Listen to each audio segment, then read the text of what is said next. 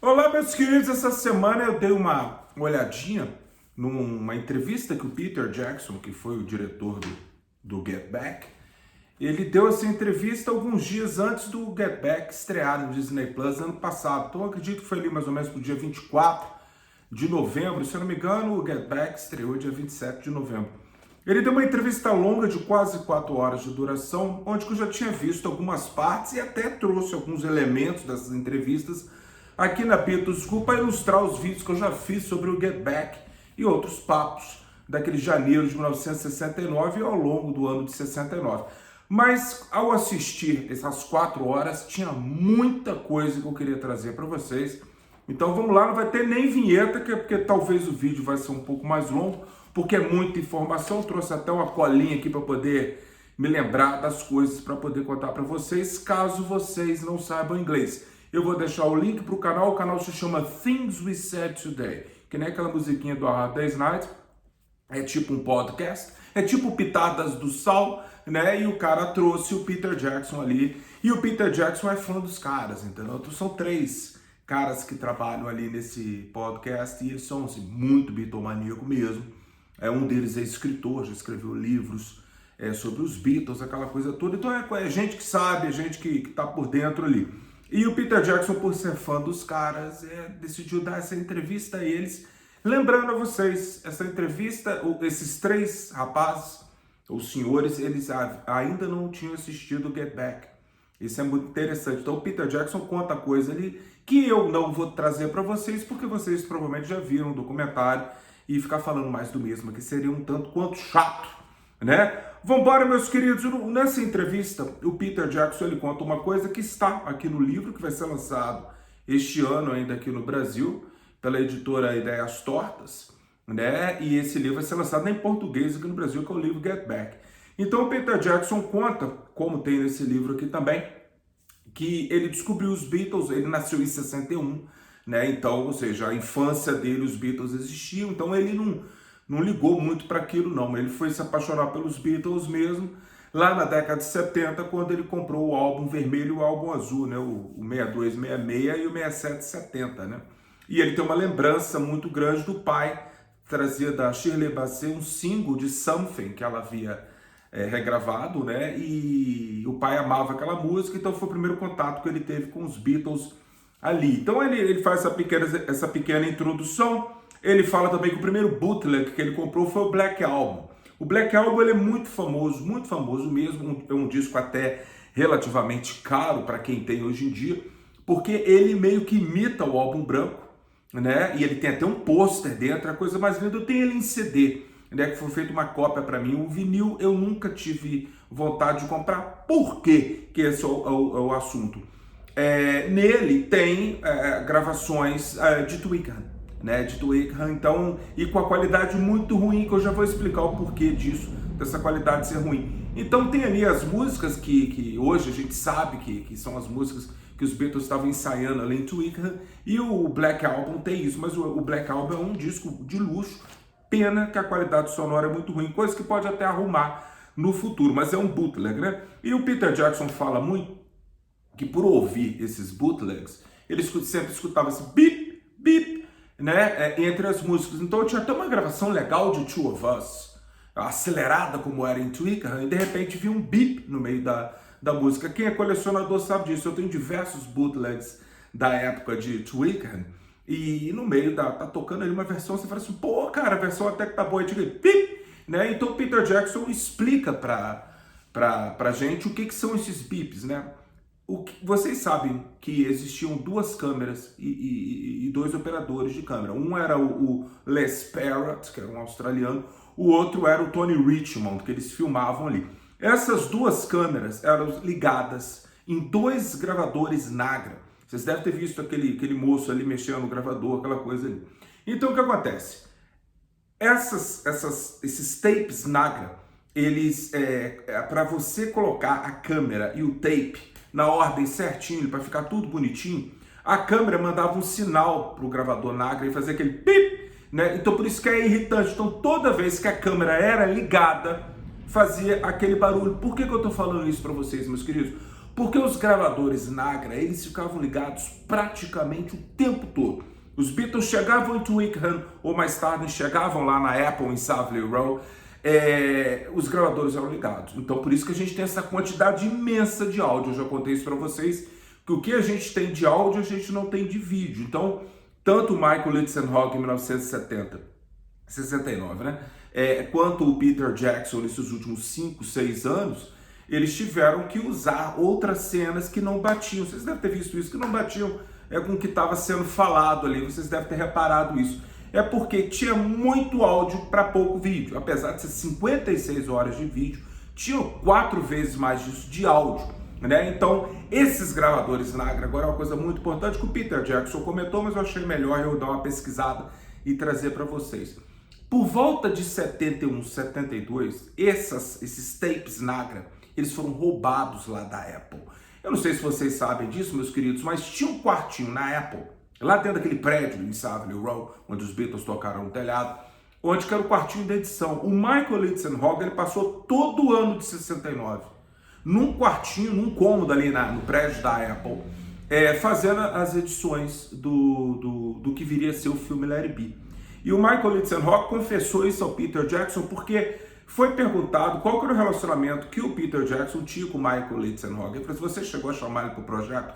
Ele falou que não, né? Mas trocaram bastante e-mails, aquela coisa toda, tanto é que eu vou contar para vocês várias vezes que o Michael Lindsay-Hogg meteu o bedelho no Get Back, não no Let It Be, no Get Back. Mas o Michael Lindsay-Hogg conta, não morreu, ele conta que por essa sala de edição ficar dentro da Apple, ele foi influenciado para aquele azedume que permeou ali todo o ano de 69. Não necessariamente janeiro de 69, que vocês viram ali, mas o restante do ano. Então, ele fala que de vez em quando o John e Yoko entravam, mas o que você está fazendo aí? Ele fala, tô editando, deixa eu ver. Não gostei dessa cena não, e mudava.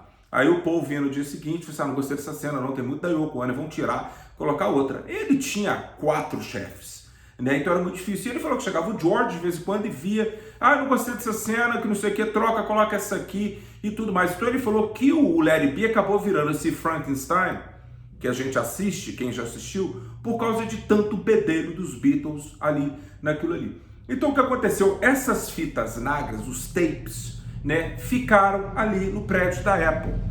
Então o que acontece é que no iníciozinho da década de 70, com o fim dos Beatles, nenhum deles mais queria ir em Savile Row. Foram raríssimos casos dos ex-Beatles ali. A gente tem foto do John ali em 1970, tem foto do George, mas quando foi chegando em 71, o John tinha o seu próprio estúdio lá em Ascot, naquela casa dele do filme Imagine. O George começou a construir um estúdio na casa dele em Friar Park, apesar dele ter usado ali o estúdio da Apple ali em 71, né, lá embaixo no porão. O Paul jamais usou, o Paul jamais voltou. Enquanto o Alan Klein estava ali dentro, o Paul nunca mais voltou àquele prédio da Apple. Então o que foi que aconteceu? Muita gente foi mandada embora ali que trabalhava na Apple, porque não tinha mais. E essas fitas, meus queridos, ficaram lá dentro sem cuidado nenhum. O que acabou acontecendo? Tem um cara chamado Nigel Wallen, que trabalhava para a Apple, e ele vendeu. Olha que loucura, é verdade que eu estou contando para vocês, não é mentira não. Ele vendeu todas aquelas fitas Nagra, né, aqueles tapes e tal, ele vendeu para um cara. Quando foi por volta de 1992, dois caras eram sócios e eles eram holandeses, então eles compraram um leilão. A Apple meio que comeu mosca e eles foram e compraram esses tapes. Esses tapes ficaram com eles até por volta de 2002. Porque eles ofereceram à Apple, a Apple entrou na justiça, ganhou o direito e eles não tiveram nenhum tipo de compensação. Então, desde 2002, 2003, essas fitas foram para um local, acredito eu, pelo que o Peter Jackson falou na entrevista, tem uma parte de Londres chamada City, né? E ali tem banco, é tipo uma Wall Street dentro de Londres, que existe ali desde que os romanos estavam lá na Bretanha, 1500 anos atrás. Então o que acontece? Dentro da City tem vários bancos, aquela coisa e tal, e tem aquelas coisas subterrâneas. Né? A gente chegou a ver o Peter Jackson não fala, é lógico que ele não vai falar onde é que fica, esses são cofres que ficam lá embaixo, onde estão todos os filmes e todos esses tapes Nagra. Isso é muito interessante saber. Por que isso é muito interessante saber? Porque desde a década de 70 até meados de 2002, 2003, quando essas fitas foram recuperadas pela Apple, dos Beatles, eu escrevi só uma coisinha, teve um idiota que escreveu aqui para baixo e falou assim, por que você fala Apple e não Apple? Você tem duas formas de falar, você não pode falar Apple, que nem um bando de mamute fala por aí, a não ser que você não encontre o Paul McCartney. Eu falei, Apple, ele, oi, beleza, só se for assim, então Apple e Apple tem, não vai querer discutir comigo, sou professor de inglês há quase 30 anos. Então o que aconteceu?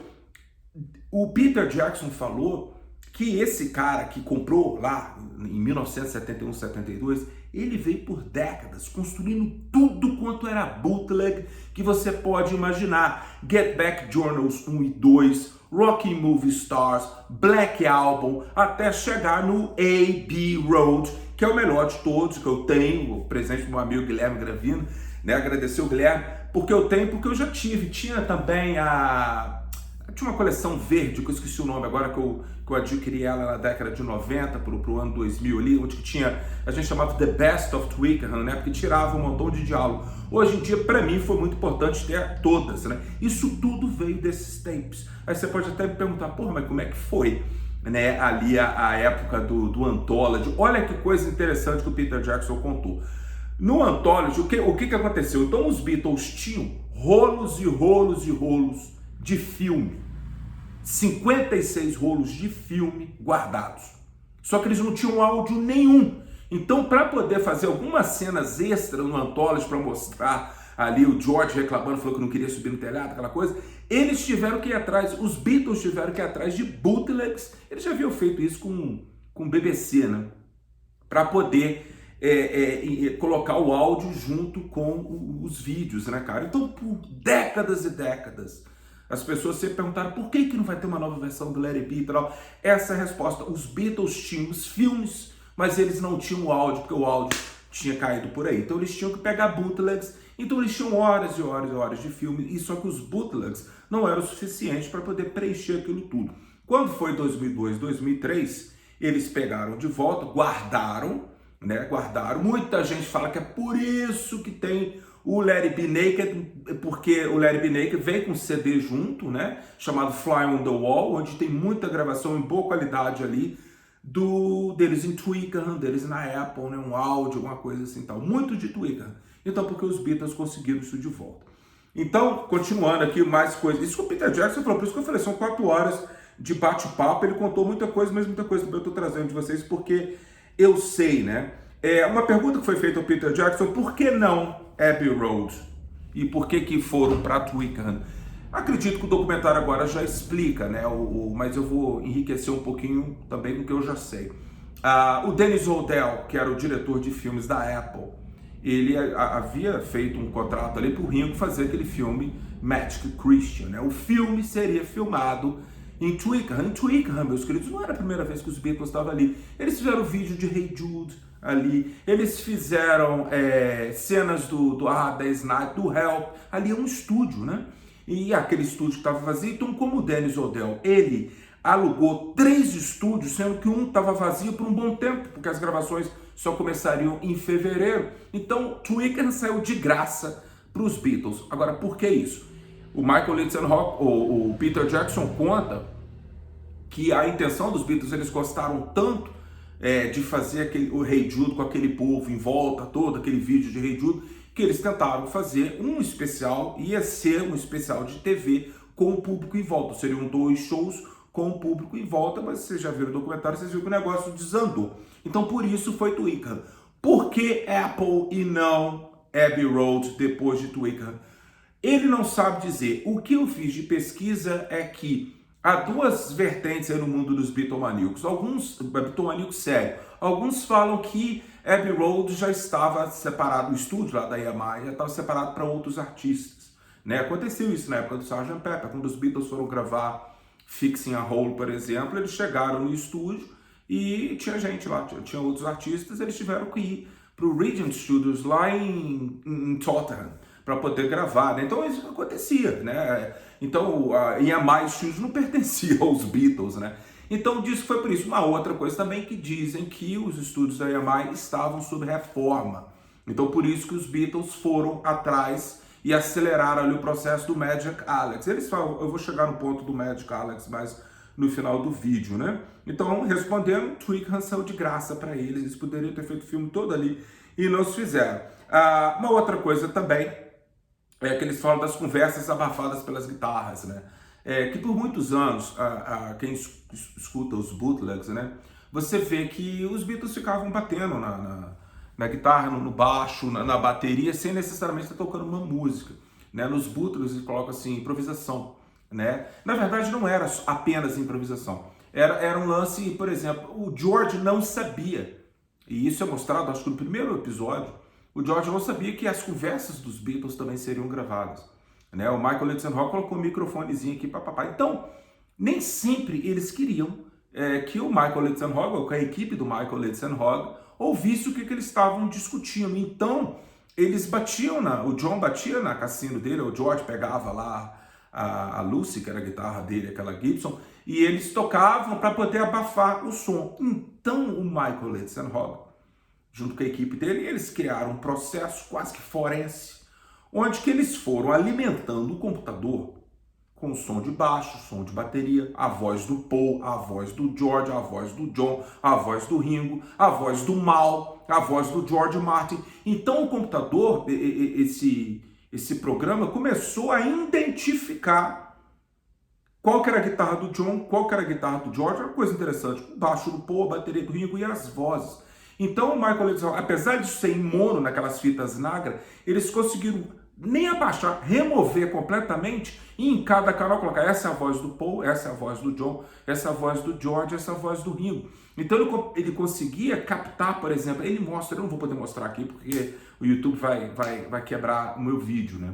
Ele mostra, por exemplo, os Beatles, lá da primeira versão de I've Got a Feeling. Eu postei isso no meu Instagram. O Michael Litzenhoff, ele tira tudo e deixa só a voz do Paul, aí ele tira a voz do Paul e deixa só o baixo.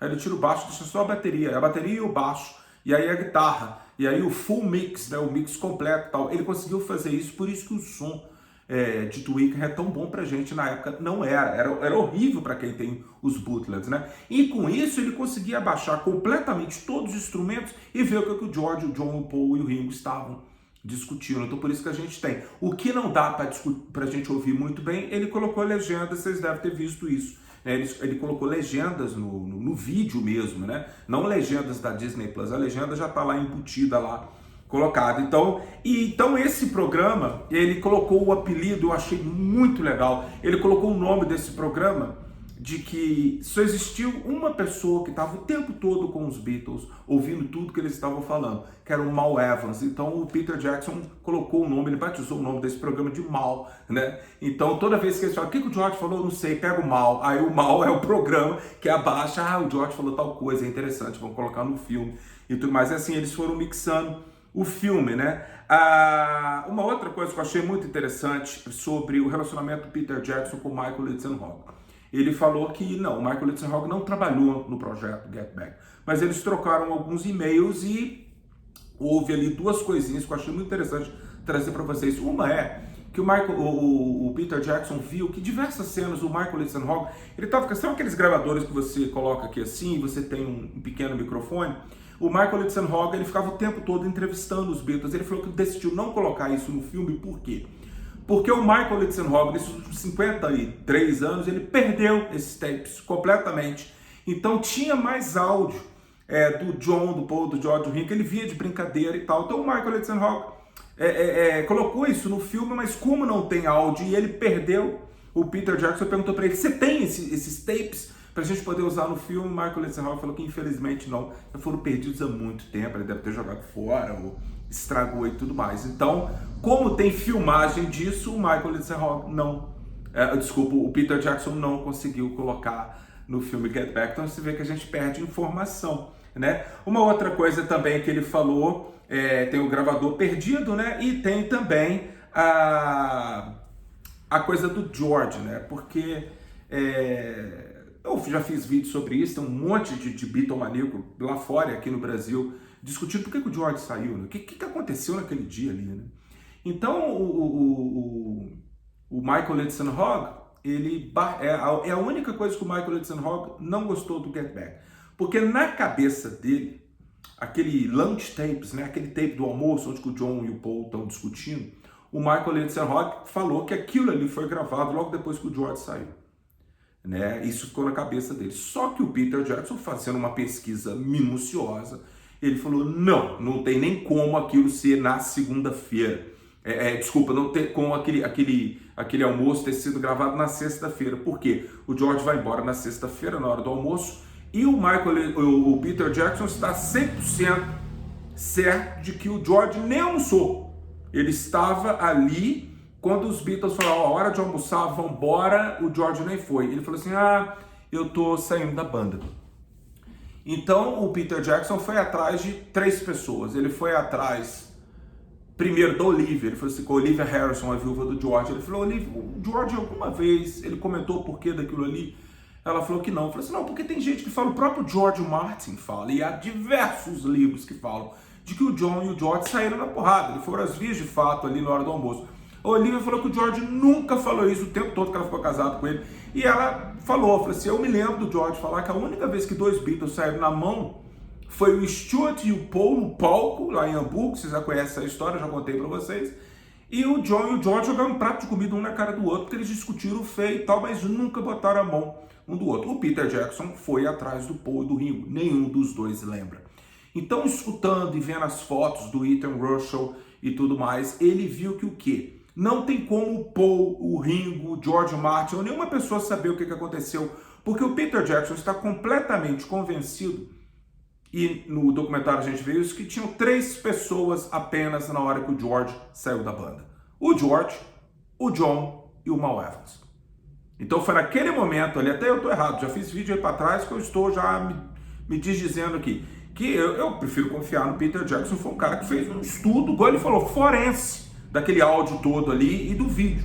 Então ele fala que o George fala aquilo que vocês viram, eu tô saindo da banda, me encontro e tal, pelos clubes da vida aí, papapá. E a foto desse momento tirada pelo Ethan Russell, tá o Mal Evans e o John. E o John tá meio impressionado com aquilo ali. O que acontece? Eles vão almoçar, o George vai embora, eles vão almoçar, eles voltam à tarde putos, o John meio puto, tem aquela cena toda. No final de semana, eles tentam conversar com o George, não dá em nada. Na segunda-feira os Beatles voltam ali a Twickenham, né, e sem o George. Então é isso que o Peter Jackson tem a dizer sobre isso aí. O Michael Litzerhog acha que a fita do almoço foi gravada no dia que o George saiu. Não, a fita do almoço foi na segunda-feira. Dá pra gente ver muito bem, né, que houve uma conversa no final de semana com o George, aí o John e Paul estão discutindo no almoço, então o Michael Litzerhog esqueceu disso aí. Outra coisa que eu achei muito interessante para contar para vocês foi... Deixa eu mudar de página aqui, porque eu anotei coisa pra cacete dessa entrevista, né? Sobre o rooftop, sobre o show no telhado. E a pergunta foi feita se é verdade que o Paul não queria ir e tal. Então o Michael Litzerhog fala o seguinte, no documentário dá para ver, de que um pouquinho antes dos Beatles subirem no telhado, eles estavam no andar de baixo discutindo se iria ou não. Mas no dia anterior, no documentário, no episódio 3, a gente vê uma cena onde o John e o Paul estão conversando. Aí chega o George, chega o Ringo, chega o George Martin, chega também o Glyn Jones, né? E eles conversam ali. Então parece que o Paul meio que deu um cagaço no homem, que ele não queria, papapá. Se você prestar muito bem atenção, o Paul, ele queria botar na cabeça dele que é o seguinte, a gente está fazendo isso aqui, vai ser um álbum, então eu preciso entender o que a gente está fazendo e tal. E o John estava decidido, não, a gente vai subir, a gente vai tocar. E o Ringo também, o George, com aquele azedume dele, que era dele, né? Então o Peter Jackson fala que não há áudio, não há vídeo disso. Que o dia do show, que é o dia 30 de janeiro, os tapes, e os Nagra e também os vídeos, eles já começam com ali o Peter Jackson e o Michael Litzerhog, o Tony Richmond, o pessoal já mexendo, colocando as câmeras, a câmera na rua, a câmera ali na portaria, aquela coisa toda. Então não há conhecimento dessa coisa. O Peter Jackson fala que o Beatle que chegou arrumado para poder fazer o show, quem que chegou de terno, meus queridos? Quem chegou todo bonitão? Foi o Paul, porque o John, o George e o Ringo vieram com a mesma roupa de sempre e colocaram o casaco por cima que estava com frio. O Paul já chegou de terno preto, todo bonitão, para tocar ali. Então não parecia, não. Impressão minha de Beatlemaníaco aqui fora do negócio. Né? A impressão que eu tenho assistindo, até assisti ontem novamente, esse dia, o dia 29, né, de janeiro, antes do dia do telhado, a impressão que eu tenho, conhecendo o Paul, vendo a entrevista do Paul, né, a gente não conhece só o Paul dos Beatles, né, eu tenho diversos DVDs do Paul nos Wings, entrevistas e tudo mais. Então a impressão que eu tenho é que o Paul, ele estava mesmo fazendo uma jogada com os outros Beatles ali. Tipo assim, a gente vai subir mesmo, olha lá, eu acho que é melhor a gente não subir, hein, cara. Acho que não é uma boa, não. Mas na verdade, por dentro, ele estava louco para poder fazer aquilo. Mas parece que ele estava meio que tentando mostrar que, tipo assim, pô, é melhor a gente não ir não e tal, para ver a reação dos outros e com isso, de certa forma, incitar os outros. Pelo menos essa é a minha leitura daquilo ali. Eu posso estar completamente errado, mas eu acredito que o Paul não estava com cagaço nenhum de subir no telhado. Ele que queria fazer aquele show mais do que ninguém, né? E mostra também, o Peter Jackson mostra também o profissionalismo do John. Porque o John, ele não gostava de Twickenham. A partir do momento que ele vai para a Apple, vocês devem ter reparado, ele toma conta da coisa. Ele passa a ser igual ao Paul, tipo assim, ó, voltamos a ser parceiro, né? Então o John, extremamente profissional, ele estava lá todo dia, né? Não estava drogado, não estava bêbado, não estava nada, ele estava lá todo dia trabalhando, fazendo o dia que o Paul, acho que vai numa reunião, o Paul, o John vai e fala com ele, não, você pode ir que a gente vai ficar aqui, galera, deixa eu só colocar a bateria aqui, porque eu não vou editar essa porra. Né? Então tem isso. Então mostra o John Lennon extremamente profissional, ali, sério, levando a coisa toda, né? O Michael Litzenhawk fala também de um Get Back de fantasia, né? Onde você poderia colocar Maxwell Silverhammer ou do Brown Sugar. Como é que seria o álbum, né? E aí vem um assunto, eu já fiz vídeo sobre isso, mas eu acho que fica legal a gente falar aqui agora, porque o Michael Litzenhawk, o Peter Jackson, ele comenta sobre fevereiro, né? Qual a diferença? Quando que Get Back morre e nasce Abbey Road? Já fiz um vídeo sobre isso, eu não vou me alongar sobre esse assunto, mas ele bate na tecla, porque ele tem fotos dos Beatles no final de fevereiro, não no Trident Studios, onde foi realmente gravado ali a basic track de I Want You, She's So Heavy, né? Mas o Les Parrott, que era um dos cameramen que gravou ali, o Glyn Johns falou a vida inteira que quando acabou ali o show do telhado, no dia seguinte eles gravaram Long and Winding Road, Let It Be, ele falou que ali ele saiu fora do projeto, fora do projeto não, ali acabou o documentário, não, ele estava ali em fevereiro de 1969 na Apple com os Beatles, o Paul tinha tirado a barba, o John já estava com uma barba, crescendo a barba, muito parecido que ele faria aquele show com a Yoko em Cambridge, que acabou virando Live with the Lions, né? Vocês vê foto, depois vocês procuram aí John Lennon em Cambridge com a Yoko Ono, em fevereiro ou março de 69, né? John com a barba rala. Então ele fala o seguinte, tem filme disso aí, mas não está nos porões da Apple. Olha que interessante, porque ele falou assim, tem uma foto da Linda, ou foi do outro fotógrafo que tirou a foto do Les Parrott com a câmera na mão em fevereiro. Então ainda tinha coisa sendo filmada, gravada, e o Glyn Johns meio que produziu aquilo ali. Então há coisas escondidas. Agora, uma outra coisa que ele falou também é que ele descobriu, ao ele fazer todo esse inventário das coisas que tem na Apple, ele descobriu que tem 10 horas de filme que não tem áudio. Então nem todas as nagras foram recuperadas. Então ele não pôde usar cena nenhuma daquilo ali. Ele simplesmente recuperou as cenas, ele colocou as cenas, que ele falou assim, talvez no futuro, quando a gente nem mais estiver aqui, alguém vai poder ir lá e vai estar tudo catalogado, que foi o que eles me pagaram para fazer, né? Vai estar tudo catalogado, que você vai conseguir achar. Só que tem 10 horas de filme que não tem áudio algum, né? Isso está perdido, talvez um dia encontro, talvez não, né, meus queridos? Mas vocês veem que tem coisa aí, tem muito mais coisas aí. Eles perguntaram também sobre o que mais tem naqueles cofres da Apple, né?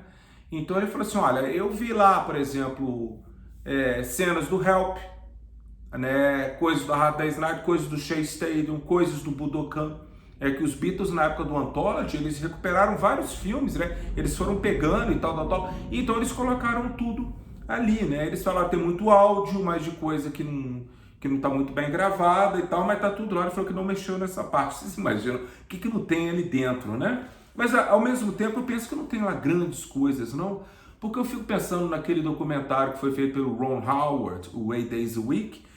Quem é bitomaníaco assim, mais enlouquecido mesmo, ficou um tanto quanto decepcionado, porque a gente esperava ver muito mais coisa, acabou que a gente não viu tanta coisa assim, que a gente não tinha visto ainda, né? Outras coisas que ele fala sobre...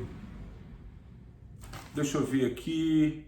as lembranças, né, cara? Ele falou que foi conversar com o Paul e com o Ringo, né? E tem duas coisas que ele falou que eu achei muitíssimo interessante para trazer para vocês.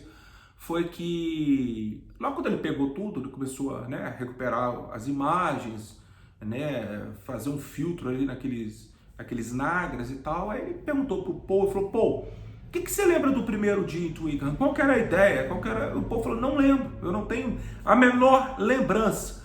Porque o filme Let It Be, para quem já assistiu, você sabe que ele não está em sequência cronológica, né?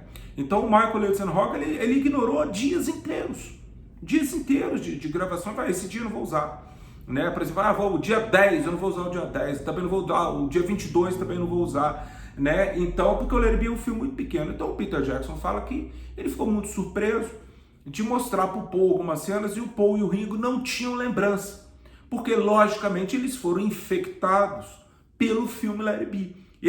Os dois, assim como todos nós bitomaníacos de há muito tempo, a gente achava o Let It Be o fim dos Beatles, né? É uma coisa que sempre me incomodou, já falei várias vezes, porque como é que eles estavam acabando, sendo que eles ainda gravariam Ballad of John Yoke e Old Brown Shoe, lançariam como single, depois iriam gravar o Abbey Road, né? Eu falei, né?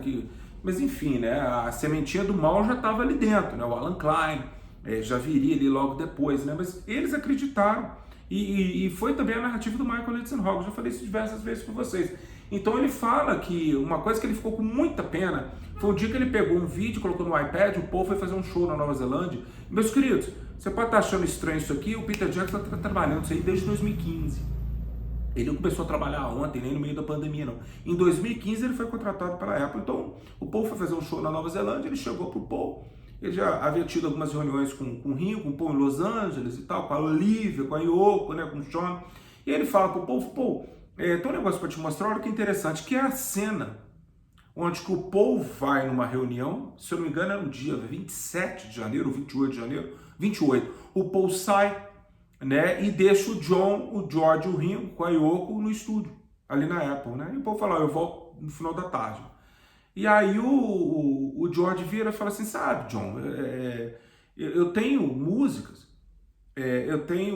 que para os próximos 10 anos, porque como eu tenho direito a 2 músicas por álbum, né? Se o George colocasse 2 músicas por álbum, coitado, ele teria, né, 20 músicas. Ele falou: eu tenho muito mais do que 20 músicas, eu estava pensando em fazer um álbum só para mim, só com as minhas músicas, e o John e a Yoko concordam com ele e tal. E assim eu posso me livrar dessas músicas para poder fazer novas, né? E continuar com os Beatles, né? Continuar com essa coisa aqui dos Beatles e tal. O John concorda. O Paul falou que ele nunca tinha visto aquilo ali. E ele falou: que pena que eu não sabia dessa conversa do George com o John, porque o George nunca me falou que ele queria gravar um disco solo e que assim poderia permanecer os Beatles, aquilo ali. Ele falou: se soubesse, a história teria sido completamente diferente.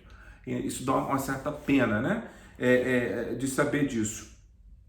Mas é interessante saber que eles não lembravam de praticamente nada. Ele fala também sobre o John Lennon, que ele fala assim: o John, toda vez que ele conversava com o Paul falava: o John era um cara extremamente legal, não sei o quê. O Peter Jackson, como Beatle maníaco, ele leu aquela entrevista da Rolling Stone de 1970, né? E diversas outras entrevistas. O próprio filme Imagine mostra o John Lennon. Então o Peter Jackson fala uma coisa que eu já tinha notado, que ele falou assim: o John Lennon que a gente vê em janeiro de 69 não é o John Lennon que deu entrevista no final de 1970 para Rolling Stone, todo amargurado, aquela coisa toda. E também não é o John Lennon do Imagine, porque a outra fonte rica de imagem do John Lennon que a gente tem foi a gravação do filme Imagine na casa dele lá em Ascot, né?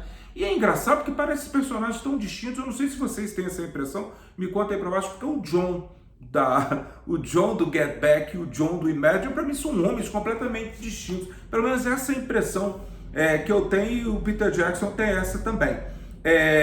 Ele fala também da vinda do Alan Williams, né, cara, que foi um dos primeiros promotores dos Beatles, levou os Beatles para Hamburgo, e ele acabou não colocando no filme, porque ele falou que não tinha imagem disso, ele falou que só tinha um áudio, que o Alan Williams levaria para ele. Ele falou assim: nossa, eu esqueci de trazer para vocês a gravação de Summertime. Para você que é um Beatlemaníaco que não sabe dessa história, a primeira vez que o Ringo gravou com o John, com o Paul e com o George foi lá em Hamburgo. O Ringo ainda estava no Rory Storm and the Hurricanes, e eles tinham mais um membro, eu esqueci o nome dele agora, Lou Walters, se eu não me engano, que tinha uma voz de barítono e tal. Então eles acharam que seria uma boa ideia gravar ele cantando Summertime com o Ringo na bateria e o John, Paul, George, né? Então, só que essa gravação foram feitos 5 acetatos, né? Todos os 5 estão perdidos. Ele falou que não está lá no porão da Apple, lá, aquela coisa toda. Ele falou que o Alan Willis ia levar aquele dia porque os Beatles queriam ouvir a primeira gravação deles com o Ringo, né? Mas enfim, mais uma história que ficou por aí, né? Então é isso, meus queridos. Sobre as gravações perdidas, ele falou que tem esperança de que mais fitas, mais tapes Nagra apareçam, que ele pode enriquecer. Agora, para terminar, talvez eu vou jogar aqui um balde de água fria, porque o vídeo já está ficando muito longo. Mas ele falou o seguinte, ele fez um filme de 2 horas e meia, né? E ele ficou um pouco satisfeito, porque como ele queria dividir o Get Back em dias, ele falou que se ele fizesse isso, cada dia teria no máximo 2, 3 minutos. Ele falou, como condensar um dia inteiro em Twickenham ou na Apple em 2 minutos? Né? Então ele conversando com a Disney, falou assim, o filme tá pronto, 2 horas e meia, tá ruim e tal. Então quando começou a pandemia e o filme iria para o streaming, eles decidiram, então coloca aí, o que você tem? Ele falou assim, não, eu tenho um filme de 6 horas, Ele falou, então vamos fazer o seguinte, vamos fazer 3 episódios de 2 horas, né? Assim você coloca toda a informação. Aí ele perguntou para Olivia, para Yoko, para o Paul, para o Ringo, todo mundo falou, beleza, tá bem, então serão 3 episódios e tal. E ele tendo uma reunião sobre a mídia física, né? Sobre lançar o Blu-ray. E a Disney não estava muito interessada, porque ela falou assim, não há mais mercado para isso no mundo, né? As pessoas não compram mais, então a gente não vai investir nisso. Ele falou assim, não, sabe por quê? Porque eu tenho mais 2 horas de filme, né? Mais ou menos. E fora as cenas que ele tirou, tá, galera? Mais 2 horas de filme, então essas 2 horas eu estava pensando em colocar na versão estendida. Eles falaram, não tem comércio para a versão estendida. Então, mesmo que a gente lance o Blu-ray, não vai ter comércio para a versão estendida. Para quem gosta, como eu tenho Senhor dos Anéis e também Hobbit em DVD, em Blu-ray com a versão estendida, né? Mas a Disney não quis. Aí o Peter Jackson fez uma sacanagem que todos vocês aqui vão gostar, ou não. O Peter Jackson falou o seguinte, então serão 2 episódios de 2 horas. Então ele foi inserindo mais minutos, acabou ficando um documentário de quase 8 horas. Né? Então, quando a Disney viu, ele falou, já fizeram o upload, já tá lá. E a Disney ficou meio brava com ele conta. Porque ele inseriu todo esse material extra, que seria a versão expandida, ele inseriu mais 30 minutos no primeiro episódio, mais 30 minutos no segundo, mais 1 hora no terceiro, e assim acabou o filme ficando quase 8 horas. Então ele falou que mesmo que venha ter a versão em Blu-ray, não vai ter nada a mais, porque ele falou que tudo que está pronto está ali. Beleza? Meus queridos, foi isso. Desculpa ter quase 40 minutos de vídeo, mas era muita coisa para contar, muita coisa interessante, muita coisa que enriquece o seu conhecimento, né? Tem mais coisas, mas eu vou contando ao longo dos nossos episódios aqui, e ele termina o documentário mostrando que o Paul compôs aquela música Castle of the King of Birds, alguma coisa assim, que o Paul toca o piano em Twickenham, e ele fala, se vocês já escutaram a música de Top Gun, a música que é o hino, não é aquela Take My Breath Away, não, acho que não era Berlin, que era o nome da banda, cara. Take My Breath Away, não, é o hino de Top Gun, que é uma música instrumental, e ele falou que parece que quem compôs ele falou assim, eu vou tomar muito cuidado para falar, mas são muito parecidas, né? Não sei, talvez a pessoa que compôs, não sei quem foi que fez o hino de Top Gun, mas talvez ele tenha ouvido algum bootleg dos Beatles onde tinha essa versão. Galera, abração para vocês, eu devo continuar falando Sgt. Pepper, eu estou trabalhando aqui no TuneIn, a gente já está no ano de 61, Brian Epstein está quase entrando na história, é muito trabalho na revisão desse livro, e também no Sgt. Pepper é bom também, que às vezes eu falo sobre o Get Back, depois eu falo sobre o Sgt. Pepper, depois eu falo sobre o início dos Beatles, é bom que a gente fala de coisa diferente. Um abraço para vocês, tudo de bom, boa semana, se cuidem.